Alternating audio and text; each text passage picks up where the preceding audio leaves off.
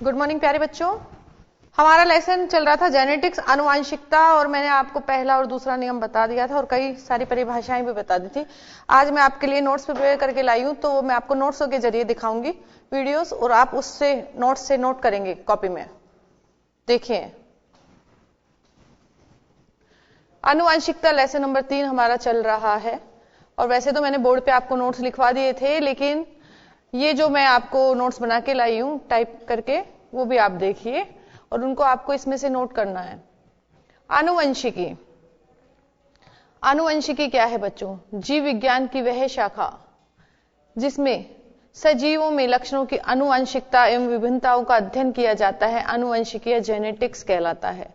ये परिभाषा मैंने आपको बताई थी पहले बच्चों कि जीव विज्ञान की जिस ब्रांच में सजीवों में जो भी लक्षण हैं, वो आनुवंशिकता के जो भी लक्षण हैं वो, और विभिन्नता है जो किसमें, सजीवों में, उनका अध्ययन किया जाएगा कि माता पिता इस तरीके के हैं तो संतान इस तरीके की हुई है, तो इसका अध्ययन किया जाता है। और जिस ब्रांच के अंदर, जीव विज्ञान की जिस ब्रांच के अंदर अध्ययन किया जाता है, जिस ब्रांच के अंदर अध्ययन किया जाता है उसे हम आनुवंशिकी या जेनेटिक्स कहते हैं। जेनेटिक्स शब्द का प्रथम प्रयोग बैटसन ने किया था। आपको बताया था मैंने, सबसे पहले जेनेटिक्स शब्द का प्रयोग किसने किया? बैटसन ने। अब देखते हैं आनुवंशिकी लक्षण कौन कौन से लक्षण हैं, किसे कहेंगे आनुवंशिकी लक्षण? तो वह लक्षण जिनका सजीवों में लैंगिक जनन द्वारा, देखिए जनन दो प्रकार के हैं, लैंगिक और अलैंगिक। लैंगिक जनन में नर और मादा, इनका संयुग्मन होता है और संतान पैदा होती है। तो लैंगिक जनन द्वारा पीढ़ी दर पीढ़ी, एक पीढ़ी से दूसरी पीढ़ी, दूसरी से तीसरी पीढ़ी, तो पीढ़ी दर पीढ़ी जो संचरण होता है वही लक्षण क्या होते हैं? आनुवंशिक लक्षण होते हैं बच्चों। आनुवंशिक लक्षण वह लक्षण जिनका सजीवों में लैंगिक जनन द्वारा पीढ़ी दर पीढ़ी संचरण होता है। एक पीढ़ी से दूसरी, दूसरी से तीसरी, पीढ़ी दर पीढ़ी जो संचरण होता है, जिन लक्षणों को, उन्हें हम क्या कहेंगे? आनुवंशिक लक्षण। वंशागति। वंशागति किसने बताई? मैंने आपको बताई थी। किसने शब्द का प्रयोग किया सबसे पहले? वंशागति स्पेंसर ने। और वंशागति होती क्या है? देखिए, वंशागति या हेरिडिटी भी बोलते हैं इसे, आनुवंशिक लक्षणों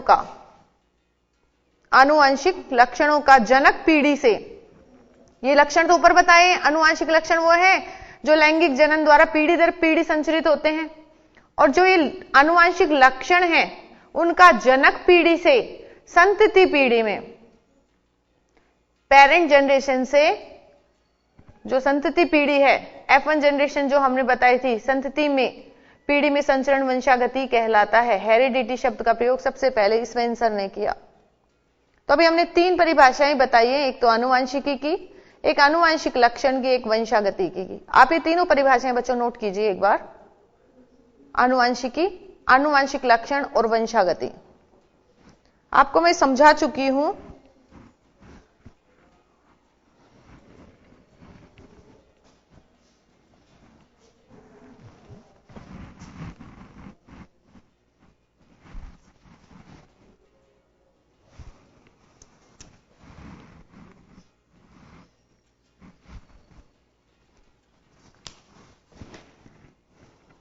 तो ये परिभाषाएं आपने नोट कर ली होगी बच्चों। देखिए अब नेक्स्ट, हेरिडिटी शब्द का प्रयोग स्पेंसर ने किया था। लैंगिक जनन में जीन विनिमय, जीन एक्सचेंज होता है, जीन का क्रॉस एक्सचेंज होता है। तो लैंगिक जनन में जीन विनिमय के होने के कारण एक ही जाति के सजीवों के मध्य परस्पर विभिन्नताएं पाई जाती हैं। देखिए बच्चों, जो जीन है ना, उनका अरेंजमेंट होता है, उसमें अगर माता और पिता के जीन जब आते हैं तो क्या होता है कि इनका माता पिता के जीन का मिलकर एक नए जीन बनाते हैं, जीन विनिमय होता है माता और पिता से, तो एक ही जाति के सजीवों के मध्य परस्पर विभिन्नताएं पाई जाती हैं। जैसे दो भाई बहन हैं, उनके माँ बाप एक ही हैं, माता और पिता एक ही हैं, लेकिन 2 भाई बहनों में विभिन्नताएं पाई गई हैं कि एक तो लंबा है, एक छोटा है, या एक गोरा है, एक काला है। तो ये विभिन्नताएं पाई जाती हैं जीन विनिमय के कारण। जो जीन विनिमय होता है माता और पिता से आता है, तो जीन विनिमय के कारण एक ही जाति के सजीवों के मध्य विभिन्नताएं पाई जाती हैं। अभी जो हम आनुवंशिकी पढ़ रहे हैं, तो मैंने आपको पहले भी बताया था, आनुवंशिकी का जनक, क्वेश्चन आ जाए आपके पास, आनुवंशिकी का जनक किसे कहेंगे? तो आप लिखोगे ग्रेगोर जॉन मेंडल को। तो ग्रेगोर जॉन मेंडल को आनुवंशिकी का जनक कहते हैं। इन्होंने उद्यान मटर का जो नाम है, वैज्ञानिक नाम है, वो है पाइसम सेटाइवम। आपको मैंने वो चैप्टर पढ़ाया था उसमें भी बताया था मटर का क्या नाम था, पाइसम सेटाइवम। तो जो उद्यान मटर है उस पर सबसे पहले प्रयोग किए थे इन्होंने, संकरण के प्रयोग किए थे किन्होंने? मेंडल ने। और ये जो प्रयोग किए गए थे, इन प्रयोगों को ब्रून सोसाइटी ऑफ नेचुरल हिस्ट्री के सामने प्रस्तुत किया उन्होंने। किन्होंने? मेंडल ने। मेंडल को आनुवंशिकी का जनक कहा जाता है और इन्होंने उद्यान मटर पाइसम सेटाइवम पर संकरण के प्रयोग किए, क्रॉसिंग की, अलग अलग की, वो पुंकेसर और स्त्री केसर, एक तो सेल्फ पॉलिनेशन करवाया और क्रॉस पॉलिनेशन कराया, स्व परागण और पर परागण दोनों कराए थे। और जो प्रयोग किए वो प्रयोग कहां पर शो किए उन्होंने? ब्रून सोसाइटी ऑफ नेचुरल हिस्ट्री के सामने प्रस्तुत किए। अब इन सोसाइटी ने इनके प्रयोगों को देखा और इस सोसाइटी ने क्या किया, अपनी एक वार्षिकी छापते थे ये, तो वार्षिकी में इनके प्रयोगों के निष्कर्षों को क्या किया? प्रकाशित किया प्रयोगों के नाम से। तो जो नाम रखा उन्होंने सोसाइटी ने वार्षिकी का, उसका नाम था पादप संकरण प्रयोग। सन 1866 में जो ब्रून सोसाइटी ऑफ नेचुरल हिस्ट्री है, उन्होंने अपनी वार्षिकी में पादप संकरण प्रयोग के नाम से इन प्रयोगों को, मेंडल के प्रयोगों को प्रकाशित किया। अब क्या हुआ, 35 साल तक मेंडल के प्रयोगों पर ध्यान नहीं दिया गया। तो बाद में क्या हुआ कि उनके 3 क्या थे? शिष्य थे, Hugo de Vries, Carl Correns और एरिक वॉन शेरमार्क। इन्होंने वापस से उन नियमों की पुनः खोज की और अलग अलग कार्य किए। तो मेंडल के नियमों की पुनः खोज, मेंडल ने नियम दे दिए थे अपने, लेकिन उनको वापस किसने खोजा? तो पुनः खोज ह्यूगो डी व्रीज, जर्मनी के कार्ल कॉरेंस व ऑस्ट्रिया के एरिक वॉन शेरमार्क ने अलग अलग कार्य करते हुए किए। बच्चों इसे नोट कीजिए। अभी आपने 3 पॉइंट्स तो नोट कर लिए थे, जिसमें आनुवंशिकी की परिभाषा, आनुवंशिक लक्षण, वंशागति, हेरिडिटी, ये किए थे। अब 4 से लेके 6, ये 4 नंबर के पॉइंट से 6 नंबर के पॉइंट तक आप कॉपी में नोट कीजिए। अभी के अभी आपके नोट्स तैयार हो रहे हैं एग्जाम के लिए और आप इन नोट्स को याद करेंगे बच्चों।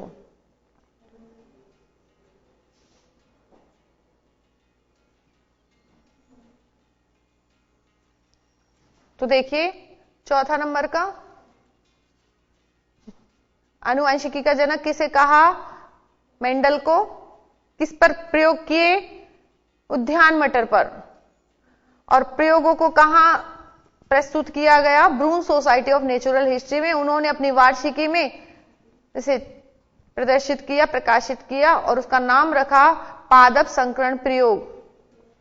मेंडल के नियमों की पुनः खोज किसने की बच्चों? बताइए। अगर आपके पास क्वेश्चन आ जाए कि मेंडल के नियमों की खोज किसने की, तो इन तीनों का नाम बता सकते हैं, Hugo de Vries, Carl Correns और ऑस्ट्रिया के एरिक वॉन शेरमार्क। और आपसे पूछा जाए आनुवंशिकी का जनक कौन है, तो आप बता सकते हैं मेंडल। उन्होंने किस पर प्रयोग किए, तो आप बता सकते हैं उद्यान मटर पर। अब देखते हैं बच्चों हम मेंडलवाद। तो मेंडल ने जो आनुवंशिकता के नियम दिए थे, किसके? आनुवंशिकता के। जैसा कि हमने आपको बताया भी था, 3 नियम दिए थे। तो जो नियम दिए ना, उनको मेंडलवाद कहा। मेंडल के आनुवंशिकता के नियमों को मेंडलवाद कहते हैं। अब मेंडल के जो प्रयोग हैं उसमें मटर के पौधे का ही क्यों चयन किया गया? तो उसमें ये 7 लक्षण थे, ये 7 लक्षण थे मटर के पौधे में। तो 7 लक्षण में पादप का लक्षण कि पौधे में क्या लक्षण है? प्रभावी लक्षण जो F1 पीढ़ी में प्रकट होता है, अप्रभावी लक्षण जो F1 पीढ़ी में प्रकट नहीं होता। जो प्रकट होता है F1 पीढ़ी में, अभिव्यक्ति करता है अपनी, वह होता है प्रभावी लक्षण। जो अपनी अभिव्यक्ति नहीं करता है वो होता है अप्रभावी लक्षण। तो पादप के लक्षणों में हम सबसे पहले देखते हैं पादप की लंबाई।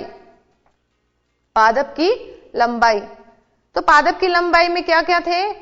विपर्यासी, एक तो लंबापन था, एक बोनापन था। तो लंबा और बोना, तो ये पादप की लंबाई है। इसके बाद देखिए पुष्प की स्थिति, पुष्प कहां लग रहा है? एक तो होता है अक्षीय, एक होता है शीर्ष। अक्षीय तो साइड में जो टहनियां निकली हुई होती हैं वहां उसके अक्ष पर निकल जाता है, और शीर्ष वाला सबसे ऊपर लगता है। टहनी के शीर्ष पर। तो पुष्प की स्थिति दो प्रकार की है, एक तो अक्षीय, एक शीर्ष। पुष्प का रंग, मटर के फूल के रंग दो हैं, बैंगनी और सफेद। बैंगनी तो होता है प्रभावी लक्षण और अप्रभावी लक्षण है सफेद, वो प्रकट नहीं होता F1 पीढ़ी में। इसके बाद है जो मटर की फली आती है, तो फली की आकृति, मटर तो खाते हैं ना आप, तो देखिए कोई कोई मटर तो फूली हुई होती है और कोई बिल्कुल पिचकी हुई होती है। देखिए मटर, तो फली की आकृति यानी कि मटर की जो फली है उसकी आकृति कैसी होगी, फूली हुई, और एक हो सकती है पिचकी हुई। फली का रंग, देखिए हम जो खाते हैं वो तो हरी फली होती है ना, मटर का जो फल खाते हैं सब्जी में डालते हैं वो हरी है, लेकिन फली के दो रंग होते हैं, एक तो हरा और एक पीला। फली का रंग हरा और पीला।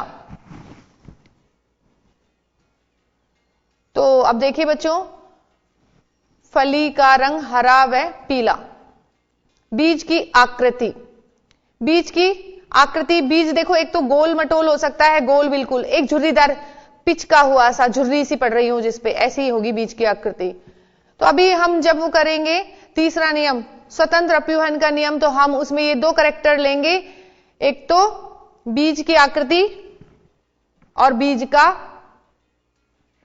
फली का रंग, बीज का रंग भी ले सकते हैं हम।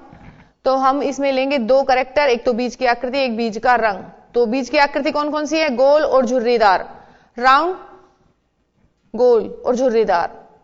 दूसरा बीज का रंग पीला और हरा। तो ये मटर के पौधे का चयन करने का मुख्य कारण था कि मटर के पौधे के ये 7 विपर्यासी लक्षण पाए जाते हैं। जो F1 पीढ़ी में प्रकट कर देते हैं वो होते हैं प्रभावी, जो F1 पीढ़ी में प्रकट नहीं करते हैं वो होते हैं अप्रभावी। तो ये 7 लक्षण मैंने आपको बताया, आप नोट कीजिए इनको। 4, 5, 6 नंबर का पॉइंट तो आपने नोट कर लिया होगा, अब आप नोट कीजिए ये 7वें नंबर का पॉइंट है मेंडलवाद, और मेंडल के आनुवंशिकता के नियमों को ही मेंडलवाद कहते हैं। और मटर के पौधे में ये प्रमुख 7 विपर्यासी लक्षण थे। तो हमने टेबल बनाई है, पादप का लक्षण, प्रभावी लक्षण, अप्रभावी लक्षण, और इसमें हमने 7 पॉइंट्स बता दिए। पादप की लंबाई, पुष्प की स्थिति, पुष्प का रंग, फली की आकृति, फली का रंग, बीज की आकृति और बीज का रंग। दिखाई दे रहा होगा बच्चों, साफ क्लियर आपको?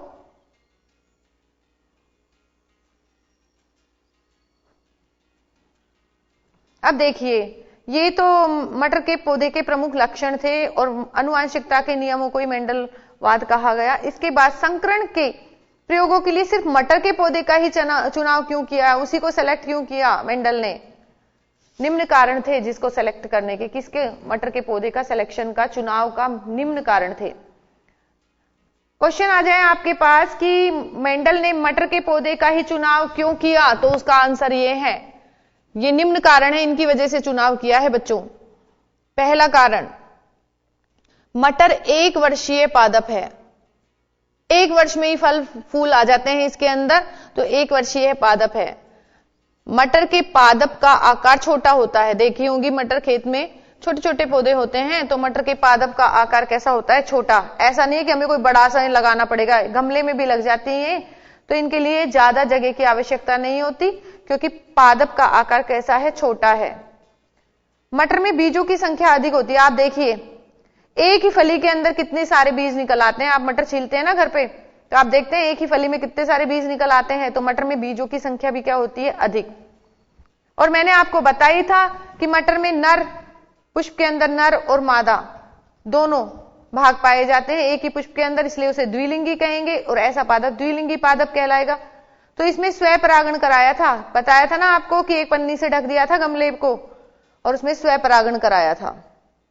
स्वपरागण से संतान प्राप्त की थी मटर की, तो इसमें स्वपरागण पाया जाता है। मटर का द्विलिंगी पादप है और इसमें क्या पाया जाता है, स्वपरागण पाया जाता है। अब देखिए, फिर उसमें से पुंकेसर हटा दिए थे, सिर्फ स्त्री केसर रखा था और दूसरे पौधे से पुंकेसर आके गिरे थे, और दूसरे पौधे से पुंकेसर आकर गिरना कहलाता है परपरागण। तो मटर के पुष्पों में परपरागण आसानी से होता है। और मटर के पौधे में कई लक्षण विपरीत प्रभाव दर्शाते हैं, कई लक्षण हैं जो। तो ये था हमारा हमने देखा कि मेंडल के प्रयोगों के लिए चयनित मटर के पौधे के प्रमुख लक्षण क्या क्या थे, और इसके बाद हम आपको बता रहे हैं कि संकरण प्रयोग के लिए मटर का पौधे का चुनाव ही क्यों किया गया। ये 6 पॉइंट्स हैं बच्चों, इसलिए आपको 5 भी याद हो जाते हैं तो ठीक है, तो आप ये पॉइंट्स नोट कर लीजिए अपनी कॉपी में। ये कारण है जिसके कारण मटर के पौधे का चुनाव किया गया।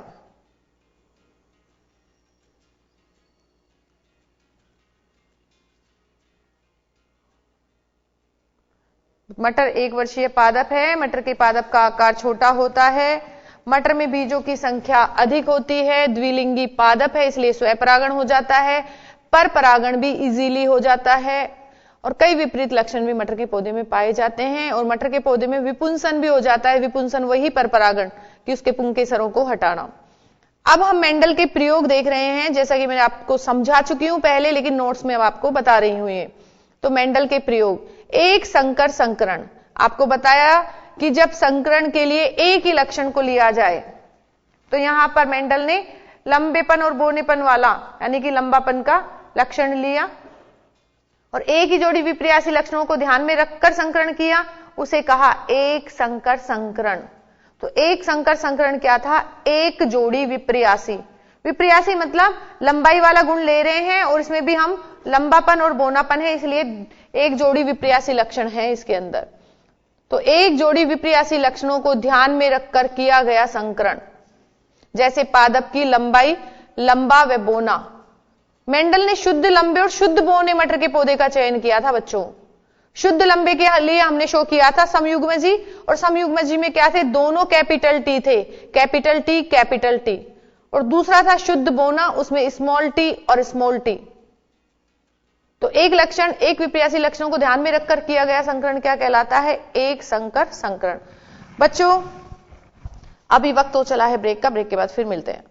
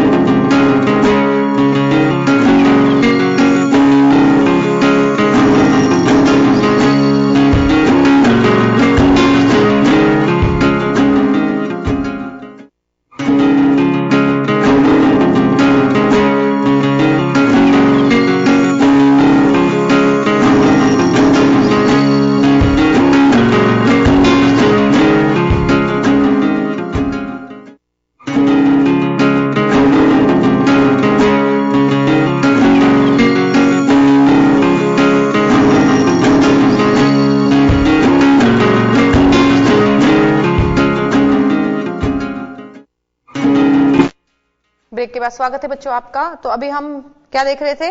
मेंडल के नियम देख रहे थे। देखिए जरा,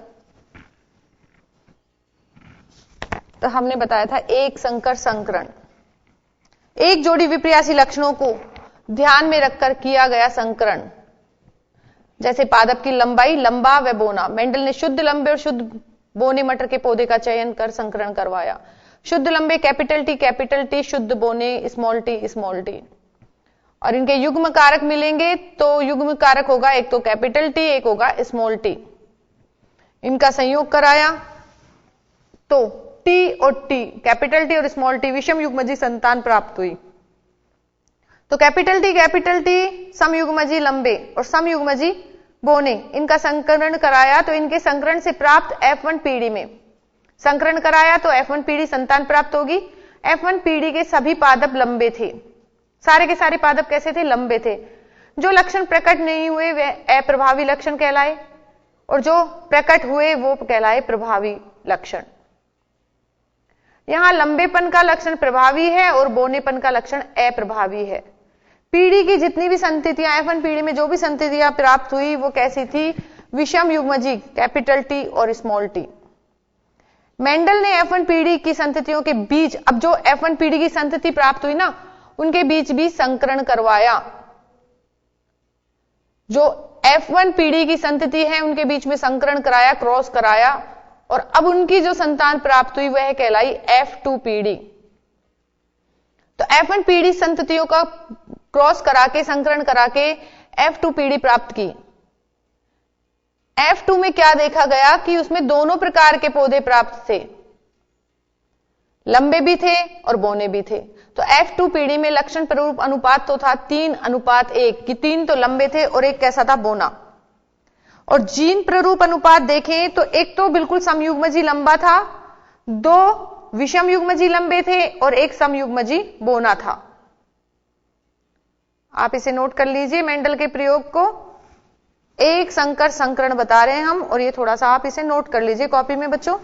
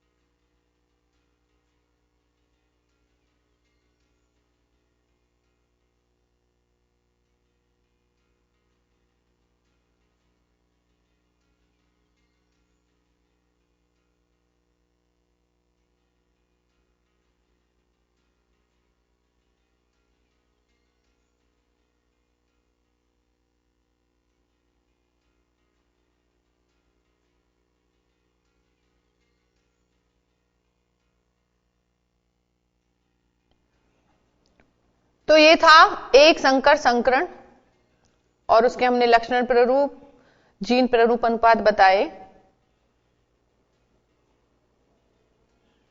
अब देखिए, इसका करके बता रखा है प्रयोग कि कैपिटल टी और कैपिटल टी है शुद्ध लंबे, समयुग्मजी लंबे, और इनका संकरण करा रहे हैं विषम युग्मजी लंबे के साथ। ठीक बोल रही हूं मैं? बिल्कुल नहीं, आप ध्यान नहीं दे रहे हैं। देखिए जरा, शुद्ध लंबे कैपिटल टी और कैपिटल टी, और शुद्ध बोने हैं स्मॉल टी और स्मॉल टी। दोनों ही समयुग्मजी है, ये लंबे के लिए और वो बोने के लिए समयुग्मजी। जब इनका क्रॉस कराते हैं F1 पीढ़ी प्राप्त होती है। तो F1 पीढ़ी में देखिए दोनों के क्रॉस से, युग्मकों के क्रॉस से बने संतान बनी कैपिटल टी और स्मॉल टी वाली। और इसमें देखिए दोनों हैं, कैपिटल टी भी है स्मॉल टी भी है, इसलिए संतान को कहा विषम युग्मजी लंबे। सारे के सारे लंबे थे ये। अब जो ये F2 पीढ़ी में जो संतान प्राप्त हुई है विषम युग्मजी कैपिटल टी स्मॉल टी और कैपिटल टी स्मॉल टी, नर और मादा लिए और इनका क्या करवाया, संकरण। यहां पर युग्मक प्राप्त होंगे बच्चों, जैसा कि मैंने आपको समझाया था, युग्मक प्राप्त होंगे और युग्मकों से कैपिटल टी वाला युग्मक कैपिटल टी से संयोग करेगा तो बनेगा कैपिटल टी टी शुद्ध लंबे। कैपिटल टी फिर दूसरे स्मॉल टी से करेगा तो बनेगा विषम युग्मजी लंबे, यानी कि अशुद्ध लंबे।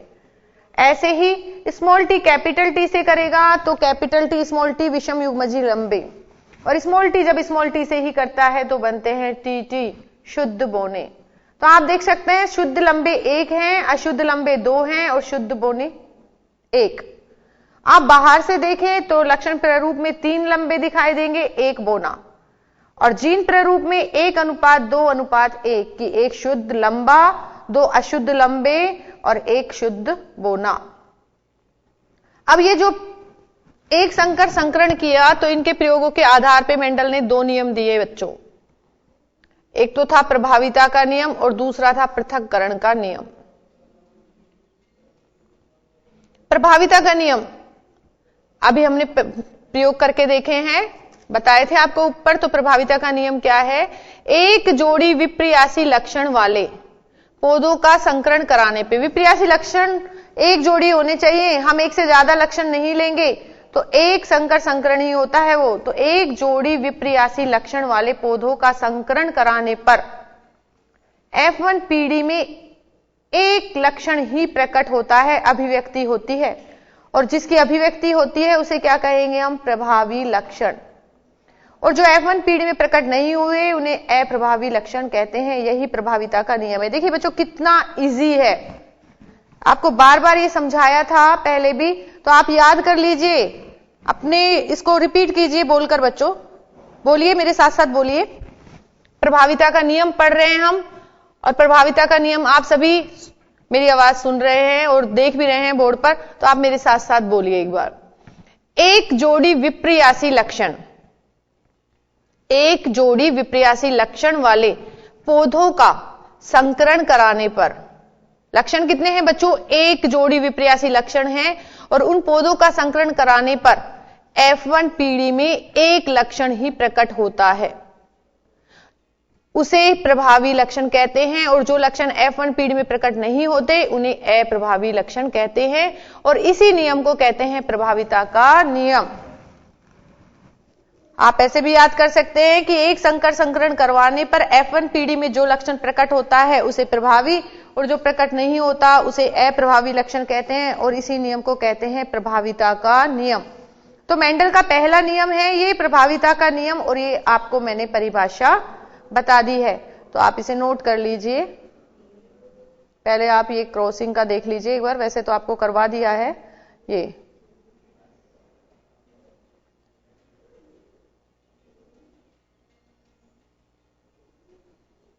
अब आप प्रभाविता का नियम नोट कर लीजिए, सिर्फ प्रभाविता का कीजिए। अभी पृथक्करण का नियम मैं भी आपको समझाऊंगी और बताऊंगी, तब नोट करना है। प्रभाविता का नियम की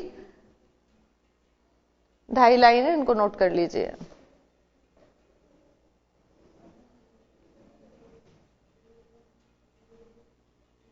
प्रभाविता का नियम, एक जोड़ी विप्रियासी, एक जोड़ी लिखिए कॉपी में, एक जोड़ी विप्रियासी लक्षण वाले पौधों का संकरण कराने पर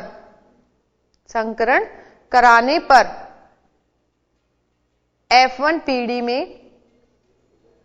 एक लक्षण ही प्रकट होता है, उसे प्रभावी लक्षण कहते हैं। नोट कर लिया बच्चों? और जो लक्षण F1 पीढ़ी में प्रकट नहीं होते हैं उन्हें अप्रभावी लक्षण कहते हैं, और यह नियम कहलाता है प्रभाविता का नियम।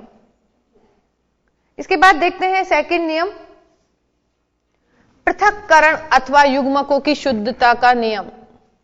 देखिए F2 पीढ़ी में देखो लंबे भी आ गए थे और बोने भी आ गए थे, तो यहां पर क्या देखा कि F1 पीढ़ी में पहले दोनों विषम युग्मजी बन गए कि कैपिटल टी और स्मॉल टी दोनों एक साथ आ गए थे। जब इनका संकरण कराया तो अब ये अलग अलग हो गए हैं, और शुद्ध लंबे और शुद्ध बोने भी हमें प्राप्त हुए। तो यानी कि युग्मक क्या हो जाता है? पृथक हो जाते हैं। युग्मक शुद्ध मतलब एक दूसरे को संदूषित नहीं करते ये।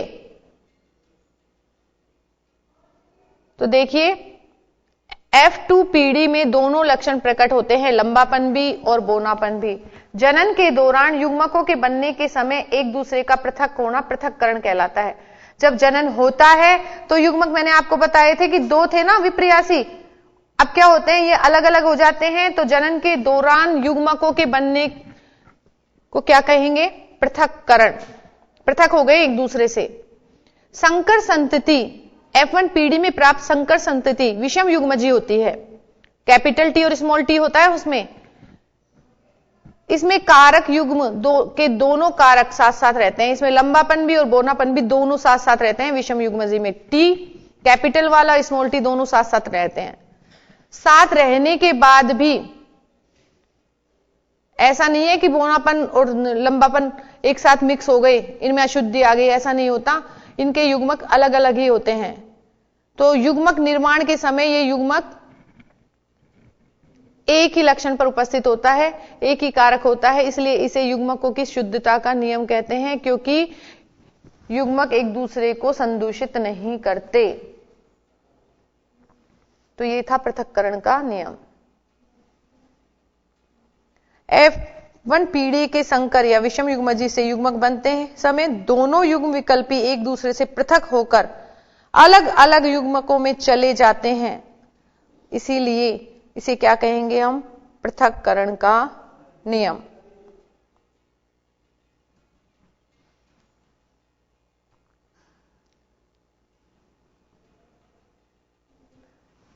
अब देखिए, इसको मैं आपको नेक्स्ट टर्न पे बोर्ड पर कराऊंगी, अभी आप देख लीजिए। द्विसंकर संकरण, इसमें दो विपर्यासी लक्षणों को लेंगे, दो विपर्यासी, जैसा कि मैंने आपको बताया था। द्विसंकर संकरण, एक संकर में तो एक जोड़ी, द्विसंकर संकरण में दो जोड़ी विपर्यासी लक्षणों को ध्यान में रखकर किया गया संकरण द्विसंकर संकरण कहलाता है।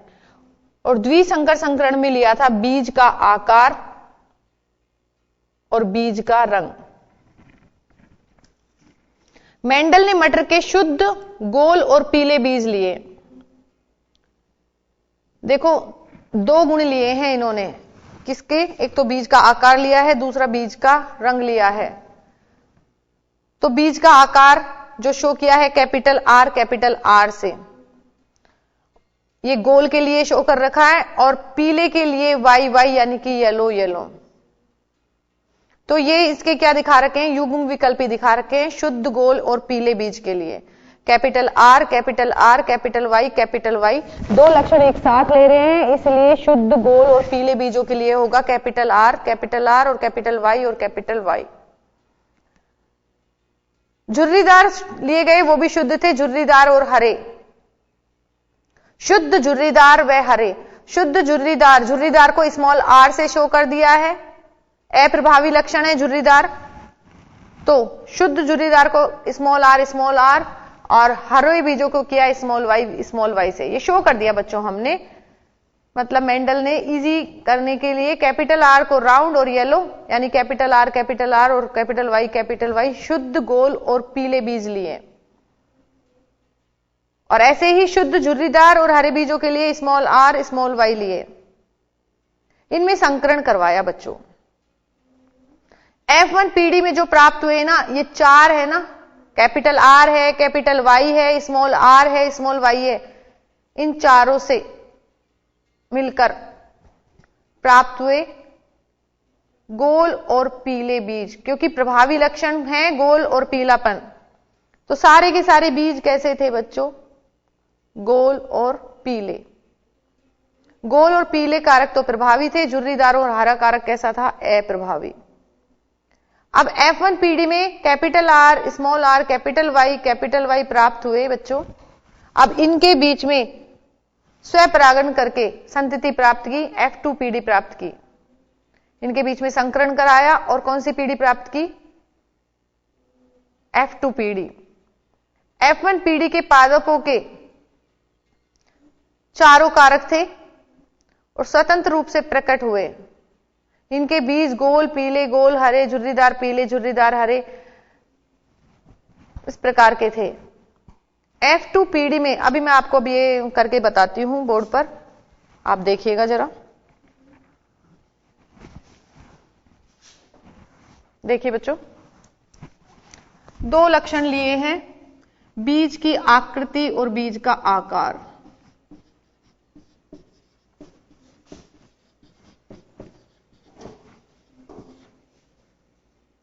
बीज की आकृति व रंग। देखिए, एक तो लिया गोल, गोल के लिए युग्म विकल्पी लिखे कैपिटल आर गोल, और रंग कैसा था बीज का? येलो, यानी कि कैपिटल वाई और कैपिटल वाई। ये दो एक साथ लक्षण लिए, एक साथ दो लक्षण लिए, इसको कहा द्विसंकर संकरण। दूसरा था झुर्रीदार, ये झुर्रीदार स्मॉल आर से लिखेंगे, और हरा इसको लिखेंगे स्मॉल वाई से। ये एक साथ दो लक्षण लिए। अब देखिए बच्चों, इससे जो युग्मक बनेंगे वो युग्मक बना कैपिटल आर और कैपिटल वाई, ये युग्मक बना। और इससे जो युग्मक बनेगा वो बनेगा स्मॉल आर और स्मॉल वाई। अब क्या किया बच्चों, इनका संकरण करवाया,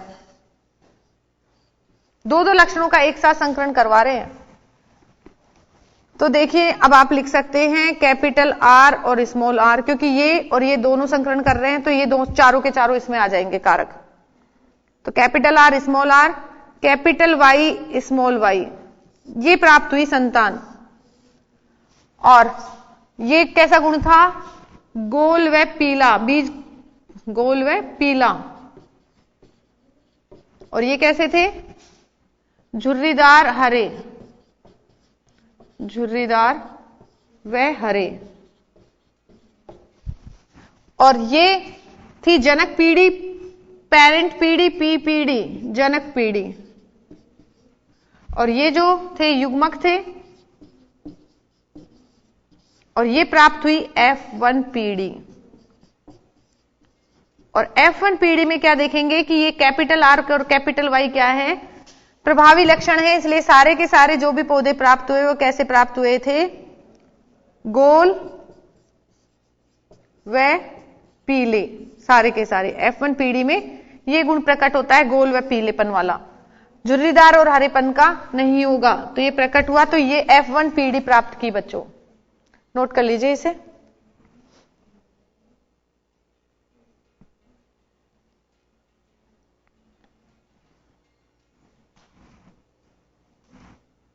अब इस F1 पीढ़ी से F2 पीढ़ी प्राप्त करेंगे। तो देखिए इसमें चार चार कारक हैं और चार कारकों से चार तरीके के युग्मक बनेंगे। लेकिन अभी वक्त की कमी है, वक्त इतना है नहीं हमारे पास कि इसका संकलन आज ही करा सके। नेक्स्ट टर्न पर आपको सैटरडे को करवाते हैं बच्चों, ठीक है।